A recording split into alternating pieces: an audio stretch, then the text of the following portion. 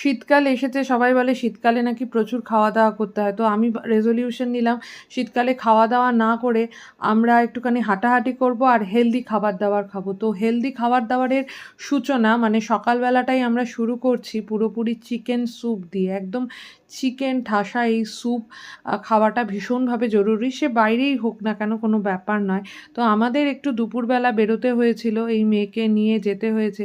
তো দুপুরবেলার খাওয়াটা তো বাড়িতে করতে পারিনি। তো সেই জন্য যেটা করলাম, পাশেই একটা রেস্তোরাঁ ছিল, ভাতটা কিন্তু খাইনি কারণ ওটাতে কার্বস বেশি থাকে।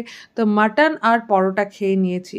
আর বিকেলবেলা হওয়ার পরেই খালি মনে হচ্ছে যে কি খাওয়া যায়, কি খাওয়া যায়। আমার সঙ্গে কর্তার অনেক ঝগড়া টগড়া হলো। তারপরে ঠিক হলো যে একটা কফি নিই আর এই চিকেন গন্ধরাজ চিকেনটা নিয়ে নিই। হেলদি কিন্তু এটা ভীষণ। তারপর আর কি আমাদের আবার মিটিংয়ে যেতে হয়েছিল। পুরো ১.৫ ঘন্টা ধরে কিন্তু উনিই কথা বলেছেন, কিন্তু কেন জানি না আমি ক্লান্ত হয়ে গেছি।